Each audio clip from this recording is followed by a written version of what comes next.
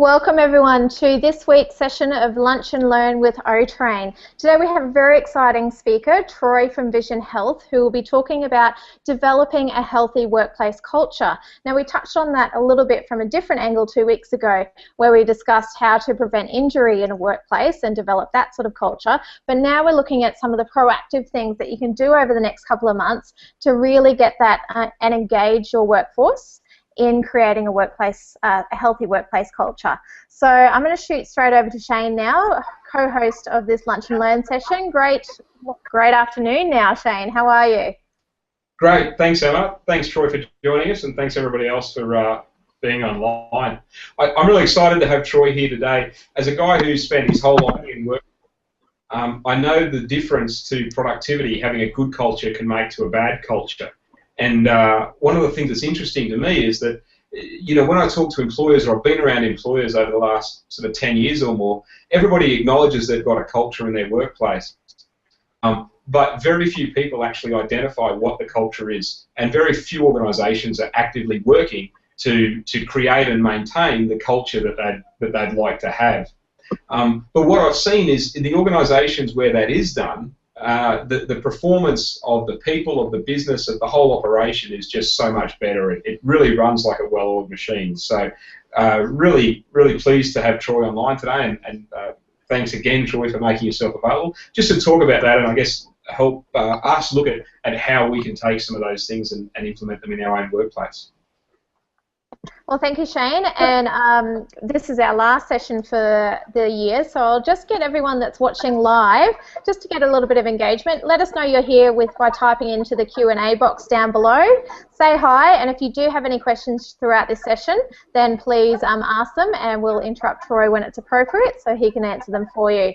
So we'd really like to welcome Troy. Good afternoon, how are you? Good afternoon, Emma. Thanks for having me. Thanks for having me, Shane. Looking forward to the next half hour. Excellent. Now, Troy, would you mind telling us a little bit about who you are, what your background is, and what you're doing and your passion for your business? Yeah, so I've been in the health and fitness industry for the last 20 years. We took over a traditional fitness model about 6 years ago, and have converted that from the traditional fitness model to also incorporating allied health. And we've also branched out into corporate health, which we call our Live Well Australia brand. So a one-stop shop of engaging people in the opportunities and possibilities health can bring. Excellent. So that's interesting. So branching out into the corporate sector, how does that exactly work for your clients? Looking at, as Shane alluded to, looking at the culture they have around health in their organisation. So one of my favourite sayings is culture eats strategy for breakfast, and one of the big things around how unwell we are as a community, as a country and as a nation, is that we're going to have cultural change to turn around where we're heading. And what are the initial few steps that you would like to suggest as a nation, you know, this is a big question, to start that cultural change? Yeah, having a look at where we are, and I think the workplace is where a majority of people spend their time. So I think the workplace definitely has to be part of that cultural change. And when we talk to employers around that, often that standoffish remark around, well, what have we got to do with it? Well, we've really got to have a look at an ageing population, an increasingly unwell population. It's going to have a big bearing on how our future businesses perform. So businesses are a big part of that cultural change. Absolutely, and you know, we are in a great position to be at the forefront to lead that change, so I really like that idea. Shane, do you have any initial questions about the workplace culture and creating a healthy one for Troy? No, I guess I've just written down here the idea of using workplace change to make general culture change within the Australian culture. I've been saying for a long time we need to relook at the way we're looking at things, but I never thought about driving it from the workplace. So I'm interested in what Troy's got to say.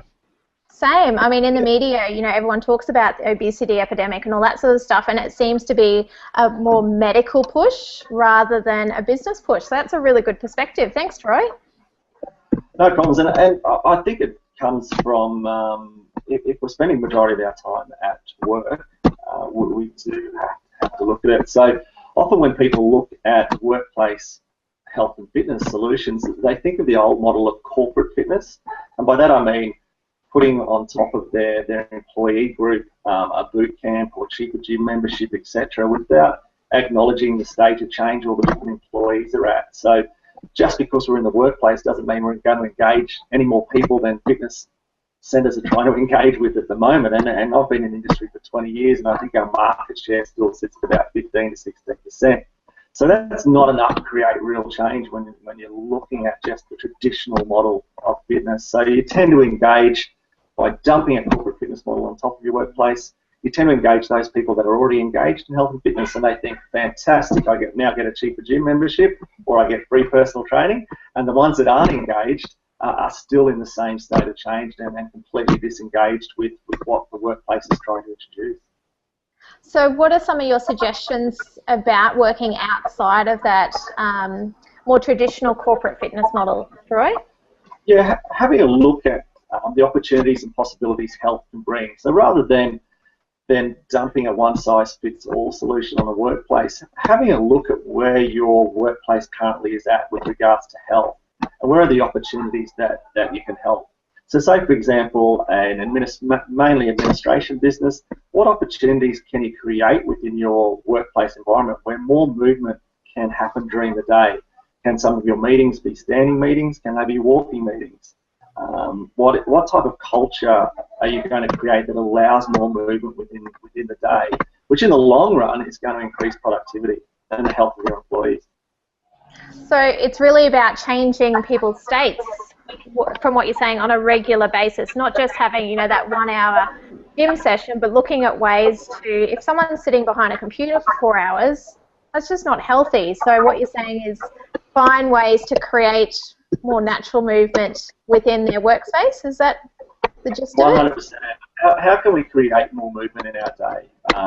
How can we create more health in our day? So if, for example, we start by surveying the employees, for example, about where they sit within their health. And it may be that stress is a major issue, and maybe that weight is a major issue. It depends on the workplace. But then being able to engage the employees around solutions for them. So, for example, we start to look at it as a broker for health. So recently we were working in an organisation, and one of the major stress levels that came out of a psychology education session we provided was financial stress.